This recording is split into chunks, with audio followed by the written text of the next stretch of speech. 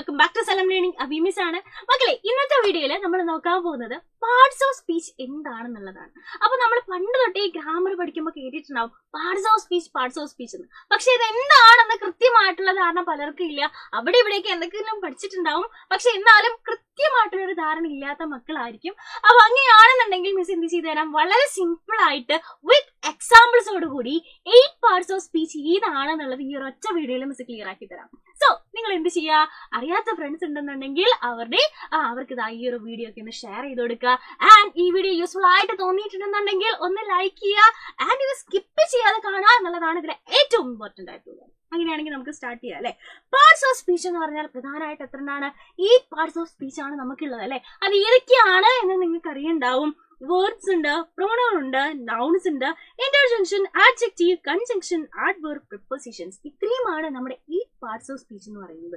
ഇനി ഇവ ഓരോന്നും എന്താണ് എന്നുള്ളത് നമ്മൾ എക്സാമ്പിൾസോട് കൂടി നോക്കാൻ പോവാണ് കേട്ടോ. സോ ഫസ്റ്റ് വൺ എന്താണ്, വേർബ്. വെർബ് എന്ന് പറഞ്ഞാൽ എന്താണെടാ, ഒരു ആക്ഷൻ അല്ലാന്നുണ്ടെങ്കിൽ ഒരു എക്സ്പീരിയൻസിനെ കാണിക്കുന്നതാണ് എന്ത്, വെർബ് എന്ന് പറയുന്നത്.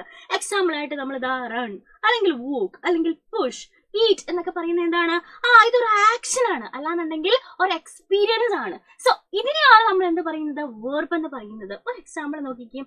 Sophie ran to school because she was late. അല്ലെ, ഇവിടെ ran എന്ന് പറയുന്നത് എന്താണ്, ഒരു ആക്ഷൻ ആണ്. സോ ഇതെന്താണ്, വെർബ് ആണ്.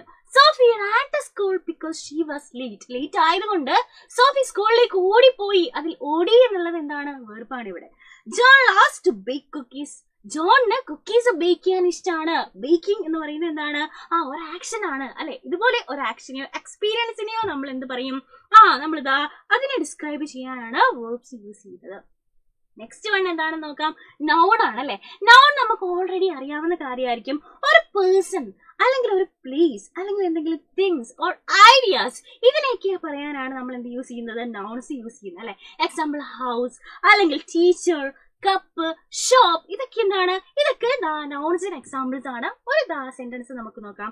My teacher is a very nice person. ഇവിടെ ടീച്ചർ എന്ന് പറയുന്നത് എന്താണ്, ഒരു പേഴ്സൺ ആണ് അല്ലെ. സോ ഇതെന്താണ്, നൗൺ ആണ്. Abi is going to go on holiday to China അല്ലെ. അബി എന്താണ്, ഹോളിഡേ ആയതുകൊണ്ട് ചൈനയിലേക്ക് പോവാണ് അല്ലെ. സോ ഇവിടെ എന്താണ്, ഇവിടെ ഒരു പേഴ്സണെയാണ്. ഇതുപോലെ പേഴ്സൺ, പ്ലേസ്, തിങ്സ് അല്ലെങ്കിൽ ഐഡിയാസിനെയൊക്കെ പറയാനാണ് നമ്മൾ എന്ത് യൂസ് ചെയ്യുന്നത്, നൗൺസ് യൂസ് ചെയ്യുന്നത്. അങ്ങനെയാണെങ്കിൽ എന്താണ്, ആഡ്ജക്റ്റീവ്. ഒരു നൗണിനെയോ പ്രോനൗണിനെയോ ഡിസ്ക്രൈബ് ചെയ്യുന്നു. ഇവിടെ എക്സാമ്പിൾ നോക്കിക്കേ. Abi has a huge house with 6 bedrooms അല്ലെ. Abi has a huge house with 6 bedrooms. അപ്പൊ ഹ്യൂജ് എന്നുള്ളത് എന്താണ്, ഇവിടെ ഡിസ്ക്രൈബ് ചെയ്യാണ് അല്ലെ. സോ ഹ്യൂജ് എന്നുള്ളത് എന്താണ്, ഒരു അഡ്ജക്റ്റീവ് ആണ്. സോ അഡ്ജക്റ്റീവ് എന്ന് പറയുന്ന ഒരു നൗണിനെയോ പ്രോനൗണിനെയോ ഡിസ്ക്രൈബ് ചെയ്ത് നമ്മൾ എഴുതുന്നതാണ്. സോ നെക്സ്റ്റ് വൺ എന്താണ്, ആഡ്വർബ് ആണ് അല്ലെ. ആഡ്വർബ് എന്താണ്, ഒരു വെർബിനെയോ അഡ്ജക്റ്റീവിനെയോ ആഡ്വർബിനെയോ ഡിസ്ക്രൈബ് ചെയ്യുന്നതാണ്. ഒരു എക്സാമ്പിൾ നോക്കാം. Sophie is always late for school. ഇവിടെ സ്ലോലി, യെസ്റ്റർഡേ, ഓൾവേസ് എന്നൊക്കെ പറയുന്നത് എന്താണ്, ആഡ്വർബ്സ് എക്സാമ്പിൾ ആണ്. സോ എന്താണ് pronouns, replace the name of a person, place, thing or idea in a sentence. ഒരു സെന്റൻസിൽ റീപ്ലേസ് ചെയ്തിട്ട് കാണുന്ന, അതായത് ഒരു എക്സാമ്പിൾ നോക്കിക്കഴിഞ്ഞാൽ നമുക്ക് മനസ്സിലാവട്ടോ. Maria is a very nice friend. Maria ഒരു നല്ല സുഹൃത്താണ്.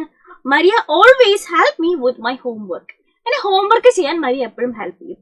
അപ്പൊ ഇവിടെ മരിയ എന്നുള്ള വേർഡിന് പകരം നെക്സ്റ്റ് സെന്റൻസിൽ അത് റീപ്ലേസ് ചെയ്തിട്ട് ഷീ എന്നാക്കിയിട്ടുണ്ട് അല്ലെ. ഇവിടെ ഷീ എന്ന് വെച്ച് കഴിഞ്ഞാൽ മരിയ എന്ന് തന്നെയാണ് അർത്ഥം. സോ ഒരു സെന്റൻസിൽ ഒരു പേഴ്സണെയോ പ്ലേസിനെയോ തിങ്ങിനെയോ റീപ്ലേസ് ചെയ്തിട്ട് നമ്മൾ യൂസ് ചെയ്ത സെന്റൻസസിനെയാണ് നമ്മൾ പ്രോനൗൺസ് എന്ന് പറയുന്നത്. അതിന് എക്സാമ്പിൾസ് ഏതൊക്കെയാണ്, ഷീ, ഹി, അവർ, ദേ, ഇറ്റ് എന്നൊക്കെ പറയുന്നത് എന്താണെടാ, പ്രോനൗൺസിന് എക്സാമ്പിൾ ആണ്. സോ എന്താണ് പ്രോനൗൺ എന്നുള്ളത് നമ്മൾ പഠിച്ചു. നെക്സ്റ്റ് എന്താണ്, ഇന്റർജെക്ഷൻ എന്താണെന്നാണ്. എക്സ്പ്രസ് സ്ട്രോങ് ഇമോഷൻ, അതായത് നമ്മൾ വൗ എന്നൊക്കെ പറഞ്ഞിട്ട് നമ്മൾ ഒരു എക്സ്ക്ലമേറ്ററി മാർക്ക് ഇല്ലേ, അല്ലെങ്കിൽ ഓ എന്നൊക്കെ പറഞ്ഞിട്ട് എക്സ്ക്ലമേറ്ററി മാർക്ക് ഇല്ലേ, അതിനെയാണ് നമ്മൾ ഇന്റർജെക്ഷൻ എന്ന് പറയുന്നത്. So express strong emotion and is followed by an exclamation mark അല്ലെ. ഒരു എക്സ്ക്ലമേഷൻ മാർക്ക് ഇട്ടിട്ട് നമ്മൾ സ്ട്രോങ് ഇമോഷൻസിനെ എക്സ്പ്ലെയിൻ ചെയ്യുന്നതിനെയാണ്, അല്ലാതെ എക്സ്പ്രസ് ചെയ്യുന്നതിനെയാണ് ഇന്റർജെക്ഷൻ എന്ന് പറയുന്നത്. Hey, I haven't seen you in a long time അല്ലെ. ആ ഹീൽ എന്താണ്, അത്രയും എന്താ, ഒരു ജിജ്ഞാസയുണ്ട് അല്ലെ. അപ്പോൾ ഇതുപോലെയുള്ള കാര്യങ്ങളെ നമ്മുടെ സ്ട്രോങ് ആയിട്ടുള്ള ഇമോഷൻസിനെ എക്സ്പ്രസ് ചെയ്യാനാണ് നമ്മൾ ഇന്റർജെക്ഷൻസ് യൂസ് ചെയ്യുന്നത്. നെക്സ്റ്റ് എന്താണ് കൺജക്ഷൻ എന്താണെന്നുള്ളതാണ് അല്ലെ. സോ വേർഡ്സിനെ കണക്ട് ചെയ്തിട്ട് രണ്ട് സെന്റൻസുകൾ തമ്മിൽ കണക്ട് ചെയ്യാൻ നമ്മൾ ആൻഡ് യൂസ് ചെയ്യാറുണ്ട്, ബട്ട് യൂസ് ചെയ്യാറുണ്ട്, ഓൾസോ യൂസ് ചെയ്യാറുണ്ട്, ഓർ യൂസ് ചെയ്യാറുണ്ട്. അപ്പൊ I like to watch the television and eat popcorn. എനിക്ക് ടെലിവിഷൻ കാണാൻ ഇഷ്ടമാണ് ആൻഡ് അതിന്റെ കൂടെ പോപ്കോൺ കഴിക്കാൻ ഇഷ്ടമാണ് അല്ലെ. അപ്പൊ ഈ രണ്ടെണ്ണത്തിനെ കണക്ട് ചെയ്തിട്ട് അവിടെ എന്തുണ്ട്, ആൻഡ് ഉണ്ട്. സോ ഇതിനെയാണ് നമ്മൾ കൺജക്ഷൻ എന്ന് പറയുന്നത്. നെക്സ്റ്റ് വൺ എന്താണ്, പ്രിപ്പോസിഷൻ ആണ് അല്ലെ. സോ ഒരു പ്ലേസിനെയോ അല്ലെങ്കിൽ ടൈമിനെയോ അല്ലെങ്കിൽ ഡയറക്ഷനെയോ കാണിക്കുന്നതിനെയാണ് നമ്മൾ അങ്ങനെ യൂസ് ചെയ്യുന്നതിനെയാണ് നമ്മൾ പ്രിപ്പോസിഷൻസ് എന്ന് പറയുന്നത്. അത് നൗണിനോ അല്ലെ പ്രോനൗണിനോ മുമ്പാണ് നമ്മൾ യൂസ് ചെയ്യുന്നത് കേട്ടോ. അണ്ടർ, എബോ, ഇൻ, ഡ്യൂറിംഗ് എന്നൊക്കെ ഉള്ളത് എന്താണ്, പ്രിപ്പോസിഷൻ ആണ്. ഇവിടെ നോക്കിക്കേ, the cat jumped over the box അല്ലെ. ജംപ്ഡ് ഓവർ ദ ബോക്സ്, അതായത് ബോക്സിന്റെ മുകളിൽ കൂടി ക്യാറ്റ് ജമ്പ് ചെയ്തു. സോ ഓവർ എന്നുള്ളത് എന്താണ്, ഇവിടെ പ്രിപ്പോസിഷൻ ആണ്. അപ്പൊ ഇപ്പൊ നമ്മളിതാ ഈ പാർട്സ് ഓഫ് സ്പീച്ച് പഠിച്ചു അല്ലെ.